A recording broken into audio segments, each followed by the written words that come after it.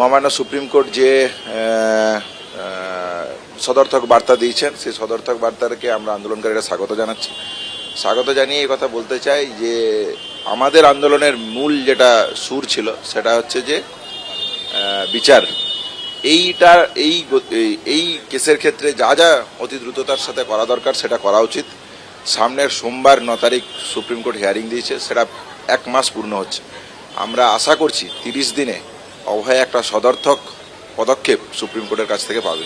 সন্দীপ ঘোষ এই মামলায় হস্তক্ষেপের কোনো জায়গায় নেই। সন্দীপ ঘোষ কার্যত আমাদের সমাজ জীবনের কোনো ক্ষেত্রে হস্তক্ষেপের আর কোনো জায়গায় নেই। একজন অপরাধী, ক্রিমিনাল, সেক্স র্যাকেট থেকে শুরু করে মেডিকেল বর্জ্য র্যাকেট, ছাত্রছাত্রীদেরকে পাশ করানো, আরজি করের এই নির্মম হত্যাকাণ্ডের পরে প্রমাণ লোপাট, পিডাব্লিউডি কে দিয়ে ভাঙার অর্ডার, সবকিছুর নায়ক হচ্ছে এই লোকটা।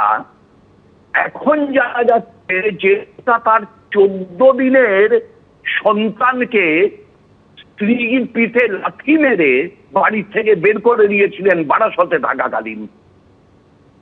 ওটা তো মানুষ না, ওটা নরাধম। মানুষের দুঃখ নেই, কোন নরাধমের আবেদন শোনে না।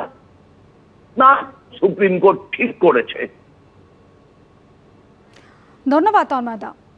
দুর্নীতি এবং ধর্ষণ খুনের মধ্যে কোনো সম্পর্ক রয়েছে কিনা তা যেরকম খতিয়ে দেখছে সিবিআই কিন্তু সেই তদন্ত চালিয়ে যাবে, আজ একেবারে স্পষ্ট করে দিয়েছে সুপ্রিম কোর্ট।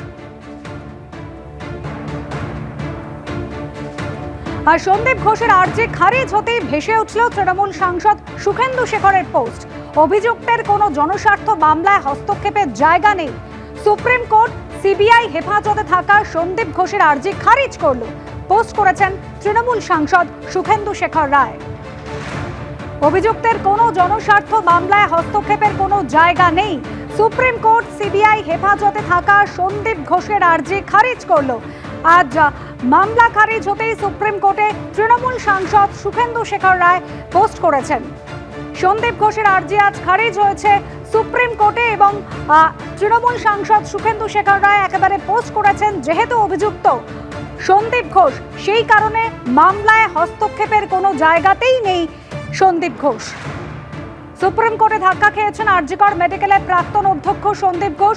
প্রসঙ্গত আগামী 9 তারিখ অর্থাৎ সোমবার সিবিআইকে নির্দেশ দেওয়া হয়েছে স্ট্যাটাস রিপোর্ট পেশ করবে সুপ্রিম কোর্টে। শুনানি রয়েছে, তার আগে ধৃত সন্দীপ ঘোষের আবেদন ফিরিয়ে দিল সর্বোচ্চ আদালত।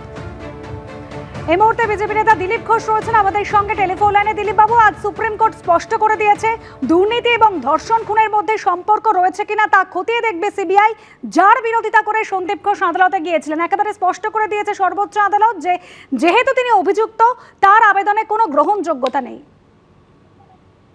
দেখুন, এই যে আরজিকর কেস এবং তার সঙ্গে যুক্ত যা যা কিছু হচ্ছে, এটা সুপ্রিম কোর্ট খুব গভীরভাবে লক্ষ্য রাখছে, যেহেতু তাদের নেতৃত্বে সিবিআই ইনকোয়ারি করছে।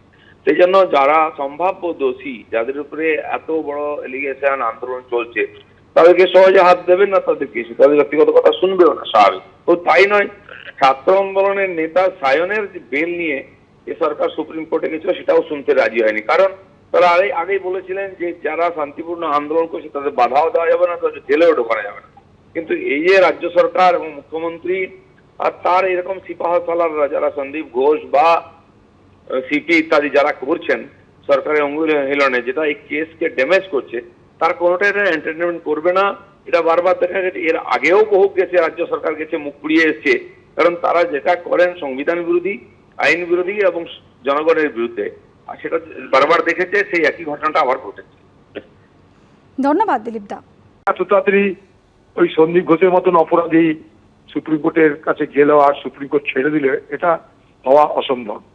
এখন এদের টাকার তো অভাব নেই, চাল ওষুধ বিক্রি থেকে আরম্ভ করে, ট্রান্সফারের টাকা বিক্রি থেকে আরম্ভ করে, এমনকি লাশ পাচারেরও টাকা এদের কাছে পাহাড় স্তূপ হয়ে আছে। ফলে এরা এখন বাঁচার জন্য হাঁকপাক করছে, বাঁচার জন্য হাইকোর্ট সুপ্রিম কোর্ট করবে, সরকারি মদত থাকা না থাকে এদের সরকারি মদতেই এরা আজকে কোটি কোটি টাকার মালিক, ফলে বাঁচার চেষ্টা করবেই। কিন্তু এরা অপরাধী, এটা সারা বাংলার মানুষ এদেরকে চিহ্নিত করেছে।